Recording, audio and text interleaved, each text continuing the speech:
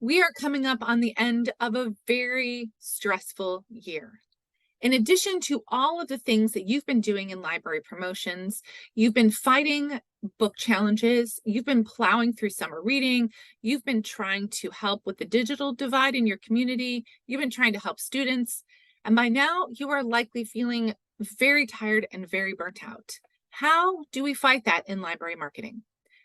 I'm not your therapist, but I'm going to play one today. I have 4 of my personal tips for fighting burnout in this episode of the Library Marketing Show. Welcome back. I'm Angela Hursh from superlibrarymarketing.com. If you go there, look for the Library Marketing Show tab. You can ask a question for a future episode or nominate your library or another library for a Kudos Award for doing great work in marketing. We are going to give away that award in a little bit. Before we do, as always, please let me know if you have anything to share and add to this topic down in the comments. Also, subscribe to my YouTube channel or click follow on LinkedIn so that you never miss an episode. Okay, I don't know about you, but I am super tired by the time November rolls around. And quite frankly, I really don't want to make library promotions by this time in the year, and that's because burnout is a real thing. So how do we manage that as library promoters and marketers? I've got 4 tips, and the first one is my most important. This is the thing that saves me every single week. Plan uninterrupted time to focus on the work that you need to get done. And here's how I do it. I actually block off time in my calendar and I mark it as busy to do the things that I know I need to get done that week, the things that are due that week, the priorities. I block out time as if it were a meeting.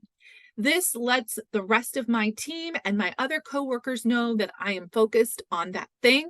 There are also times when I'm working on a deadline where I will shut down Teams, shut down email, take my phone, put it across the room so that I can focus. When I worked in a library, I sometimes took my laptop up into the stacks because nobody was up there.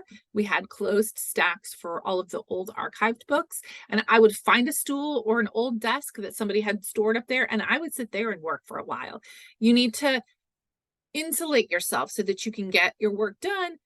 Most of us get super stressed out when we're working against a deadline and we can't get our work finished. So protect the time that you need to get the work done that you need to get done. The second big tip is to set a precedent for taking breaks throughout the day.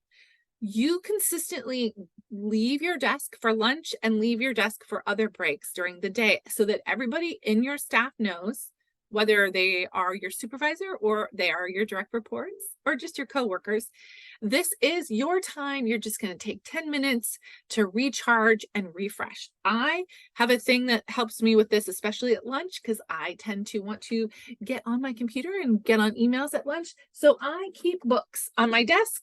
This is what I'm reading right now. And this helps remind me that my lunchtime is reading time and don't look at your email. My third tip for managing burnout in marketing is to speak up when you feel like your workload is overwhelming. Tell your supervisor, ask for help from your fellow coworkers. Most good coworkers and supervisors will be more than happy to step in and help you manage that workload.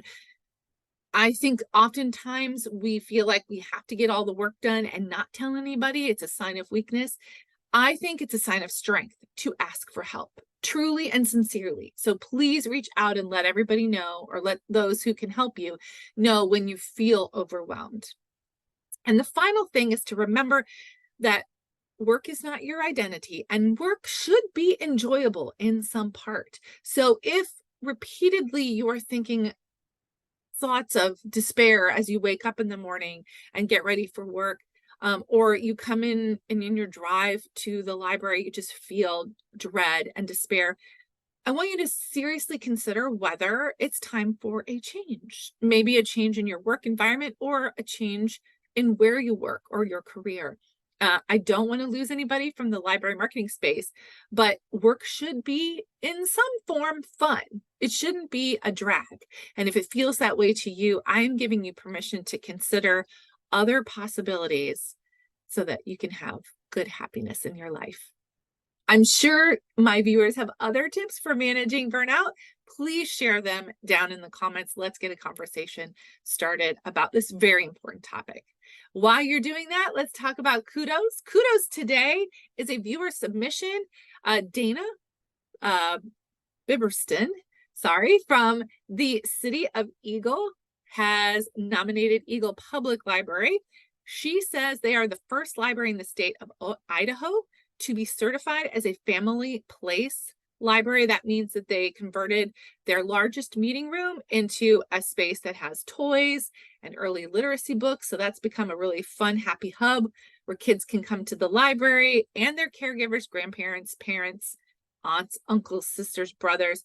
It's just a place where people are making happy memories, making new friends, and really getting to enjoy the library. And those experiences are the best kind of library marketing. So kudos to the Eagle Public Library for doing that. And thank you for your nomination, Dana. All right, that's it for today's episode, but my channel has lots more tips for library marketing. If you want to continue learning, click on the next video and I will see you there.